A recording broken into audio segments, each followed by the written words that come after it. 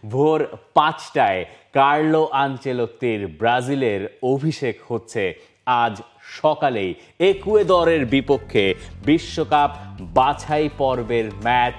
ব্রাজিলের পয়েন্ট টেবিলের ৪ নম্বর দল ব্রাজিল, সেই তুলনায় একুয়েদর এগিয়ে ২ নম্বরে।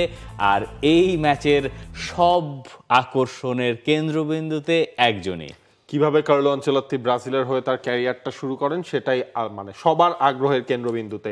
দেখেন, এই ইকুয়েডরের সাথে ব্রাজিল জিতেছিল কিন্তু প্রথম লেগটা রড্রিগো গোল করেছিলেন, সেই রড্রিগো নাই এবারের 11টায় বা স্কোয়াডের মধ্যে আলটিমেটলি তিনি নাই। তো সব মিলিয়ে হচ্ছে কি কার্লো আনচেলত্তির কাছে বাঞ্চ অফ প্লেয়ার রয়েছে, তিনি কিভাবে তাদেরকে ইউজ করবেন। রিচার্লিসনকে আমরা ধরেই নিতে পারি তিনি হয়তোবা শুরু করবেন। এবং যখন প্রেস কনফারেন্সে আপনার কার্লো আনচেলত্তিকে ফেস করতে হয়েছে একের পর এক কোশ্চেন, তিনি তখন বলছিলেন কি, এই ব্রাজিল দলটাকে আমি রিয়াল মাদ্রিদের মতো ফুটবলটাই খেলাবো, কিন্তু এই সিজনের রিয়াল মাদ্রিদ না, সেটা হচ্ছে আগের সিজনের রিয়াল মাদ্রিদ, যে রিয়াল মাদ্রিদ চ্যাম্পিয়ন্স লিগ জিতেছিল, যে রিয়াল মাদ্রিদ লা লিগা জিতেছিল।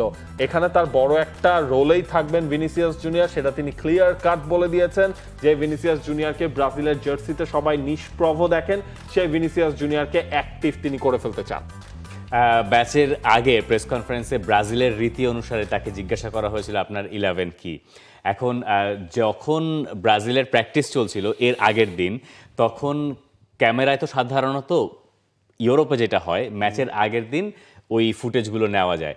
কার্লো আনচেলত্তি একটু অবাক হয়েছেন যে এত মিডিয়া ম্যাচের আগে 2 দিন বা আগে বা 3 দিন আগে, এবং সবাই প্র্যাকটিসটা কভার করছে। এই ব্যাপারটা তিনি প্রথমে মানা করতে চেয়েছিলেন, এরপরে তিনি ভেবেছেন না, ব্রাজিলের কালচার, এটা আমি মানা করতে পারবো না।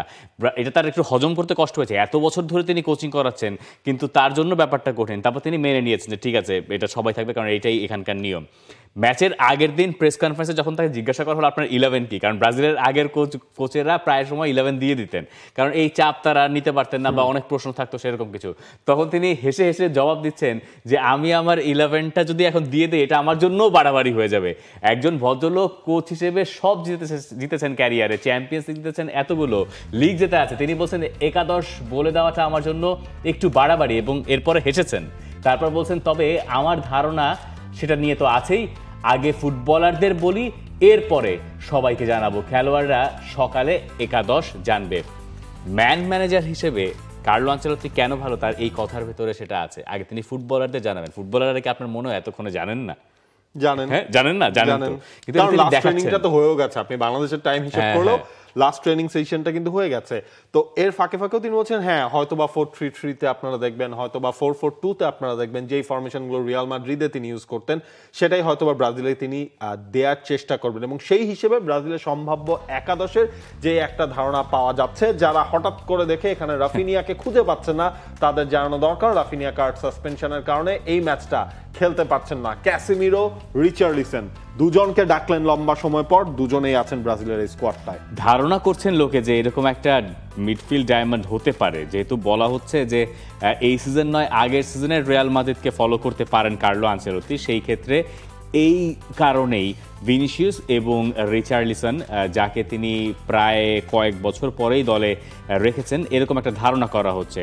তবে যেখানে মার্কিনিওস, আলেক্সান্দ্রো, যে দুজন সান্দ্রোকে আপনি দেখতে পাচ্ছেন, একটা যে লেফট ব্যাক সান্দ্রো যিনি সিনিয়র সান্দ্রো, আর আলেক্সান্দ্রো তরুণ যিনি, এই যদি হয় তাদের ব্যাক লাইন, এখানে ক্যাপ্টেন কে হবেন সেটাও তিনি ঘোষণা করেন নাই কোচ, সম্ভবত মার্কিনিওসই হবেন, যেহেতু পিএসজির হয়ে তিনি চ্যাম্পিয়ন্স লিগ জিতেছেন এবং এই দলের অন্যতম সিনিয়র প্লেয়ার। কাসেমিরো সেখানে তার দাবিটা জানাতে পারেন, আলেক্সান্দ্রো সেই দাবি রাখতে পারেন, তিনিও অনেকদিন ধরে খেলছেন। ভেন্ডারসনকে রাইট ব্যাকের পজিশনে রাখা হচ্ছে। ইন্টারেস্টিংলি ওই জায়গায় আবার দানিলো আছেন, কিন্তু দানিলো ম্যাচের আগের দিন বলছেন যে 2026 বিশ্বকাপ টার্গেট করার মতো অবস্থায় আমরা নাই। হ্যাঁ, ছোটবেলা থেকেই তো সেই দানিলোকে অলমোস্ট আমরা দেখছেন, কিন্তু উনি বলছেন যে তিনি, তার দল এখন বিশ্বকাপকে কম্পিট করার মতো 2026 বিশ্বকাপে এখনই তারা প্রস্তুত না, এটা তিনি আবার স্বীকার করে নিচ্ছেন। তবে ওই এস্তেবাওর কথা বোধহয় একটু আলাদা করে বলা দরকার। কার্লো আনচেলত্তি তাকে নিয়ে ম্যাচের আগের দিন আলাদা করে কথা বলছেন যে তাকে তো আগে থেকেই আমি চিনতাম, কিন্তু এই প্রথম তার সঙ্গে আমার দেখা হলো, এবং দেখা হয়ে তার ট্যালেন্ট সম্পর্কে লোকে যা বলে তার প্রমাণ আমি পেয়েছি। আমি তো জানতামও তার ট্যালেন্টটা আছে, এবং এই কারণে লোকে ধারণা করছেন যে 11-এ তিনি টিকে যাবেন, এই তরুণ footballer. Brazil Ecuador match prediction Brazil আমার মনে জেতা হয় উচিত। জিতেই কার্লো আনচেলত্তি ডিফিকাল্ট হবে, ইকুয়েডরের মাঠে যেহেতু যাবেন, খুব সহজ হবে না, খুব কঠিন হবে। কিন্তু কার্লো আনচেলত্তির এই সেটআপটা লোকে বোধহয় দেখতে চাইবেন যে ব্রাজিল খেলতে পারতেছে কিনা, ব্রাজিল কোন ধরনের ফুটবলটা খেলছে, clueless মানে ফুটবল খেলার খেলতেছে কিনা। অ্যাপ্রোচটা কি হচ্ছে ব্রাজিলের, মিডফিল্ড কি করতেছে, মিডফিল্ড কি করতেছে, কারণ এতদিন ধরে তো আপনার ওটাই প্রবলেম ছিল, ব্রাজিলের মিডফিল্ডটা দাঁড়াচ্ছিল না। কার্লো আনচেলত্তি সেটাকে কিভাবে তার প্ল্যানটা বুঝিয়েছেন ফুটবলারদের, সেইটার দিকেই সবার নজরটা থাকবে। For more updates, subscribe to our YouTube channel and click on the bell icon. Follow us on Facebook and Instagram. Download T-Sports app to enjoy exciting games and highlights. Visit tsports.com.